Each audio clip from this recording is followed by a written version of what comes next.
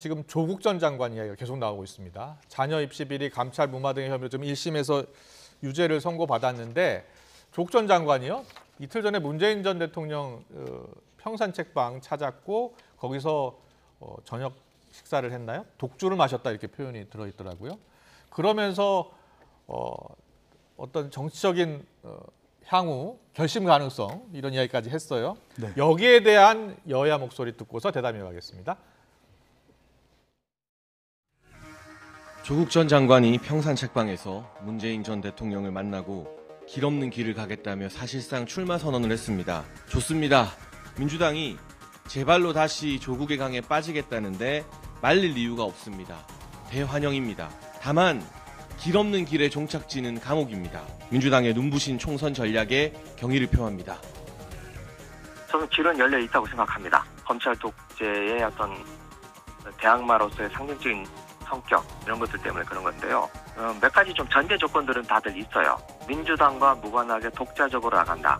그러려면 공천 신청을 하지 않는 것은 물론이고 입당조차 하지 않는다.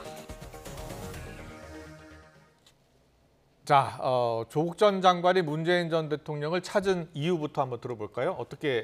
어떤 분석을 하고 계세요? 일단 뭐 조국 전 장관 입장에서는 모셨던 분이고 그리고 또 상당히 그러니까 일종의 뭐랄까요 검찰 개혁을 비롯한 뭐 문재인 정부의 개혁 정책에 앞장섰던 사람으로서 그러나 정권이 넘어간 상황이잖아요. 예. 그런 부분들에 대한 나름도 해안도 있었을 것 같고요.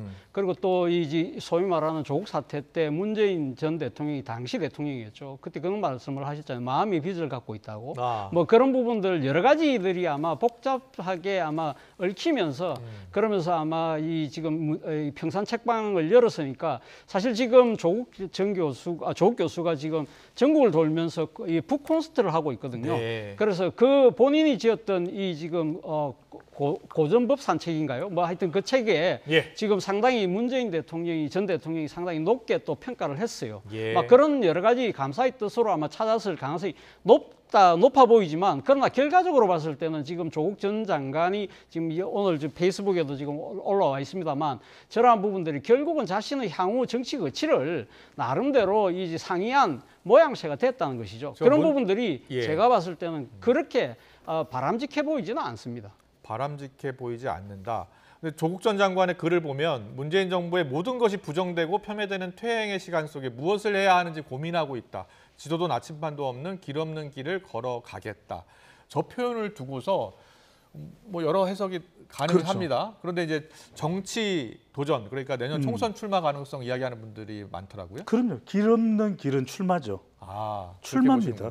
길 없는 길은 출마고 이제 이건 이제 친문 간판이다. 왜냐하면은 문재인 전 대통령 가서 만난 거는 이재명 대표를 만난 게 아니잖아요. 네. 친문 간판 그리고 총선 출마 권토 중내 이렇게 정리를 할 수 있고 지역은 부산, 관악, 호남, 비례 여기서 이제 결정을 하겠다. 그런데 이제 길 없는 길은 원래 막다른 길입니다. 그런데 이제 여기서의 의미는 이중적 의미로 길 없는 길은 출마를 생각한다. 네. 이렇게 이제 판단을 해야 되겠죠. 그렇군요. 근데 김의겸 의원은 같이 이제 청와대 생활도 하지 않았습니까? 예. 그런데 이제 조국 전 장관이 출마할 수도 있는데 민주당과는 무관하게 독자적으로 본인도 그렇게 만약에 정치적으로 판단을 받으려면 독자적으로 할 생각을 갖고 있는 것 같다라고 했어요. 무소속이죠. 예. 그래서 이제 문재인 전 대통령의 후광으로 나설 수 있는 지역이라면 제가 말씀드렸죠. 부산도 또 호남도 여기서는 무소속도 가능하지 않겠냐. 이걸 생각하면서 민주당이 아니다. 그 이야기는 무소속 조국이라고 봐야 되겠죠. 그렇게 해서 돌아온다면은 조국의 몸값은 더 커질 수 있다. 이런 판단이라고 봐야 되겠죠. 네, 무소속으로 도전할 가능성이 있다. 만약에 정치를 한다면. 네. 그렇게 보세요? 뭐 무소속으로 놓을지 뭐 민주당 공천 신청할지는 뭐 속단할 수는 없습니다만 그런데 저는 김의겸 의원이 이야기했던 민주당과 무관하다는 판단 자체는 저는 사실은 좀 어불성설이지 않을까 하는 생각이 듭니다. 조국 전 장관이 정치의 일선으로 뛰어드는 순간 그거는 뭐 민주당하고 결부될 수밖에 없는 사안이죠. 사실은 뭐 이 조국 전 장관을 만약에 떠올리게 되면 우리와 많은 사람들이 그 생각을 하잖아요. 과거 문재인 정부 시절의 일종의 내로남불 이런 부분들이 사실 지난 이 대선 때 이 정권 교체가 됐던 결정적인 이유라고 한다면 사실은 민주당 입장에서는 상당히 이 정치적으로 아주 그러니까 곤혹스러운 입장에 놓일 수밖에 없다는 것이죠. 오늘 뭐 지금 국민의힘에서 놓은 반응도 한마디로 이야기하면 조나땡 아닙니까?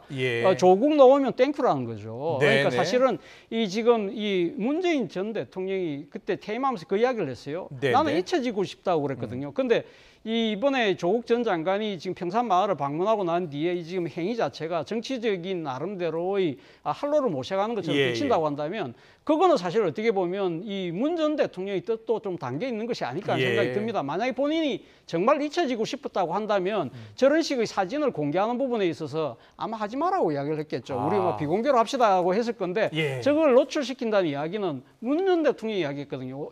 지난 5년간 이뤘던 정치가 다 무너졌다. 그 부분에 대한 일종의 뭐랄까 그거를 지금 조국 전 장관을 통해서 한번 해보게 하겠다는 그런 정치적 의사를 표현한 것이 아닐까 생각이 듭니다. 그렇군요. 알겠습니다.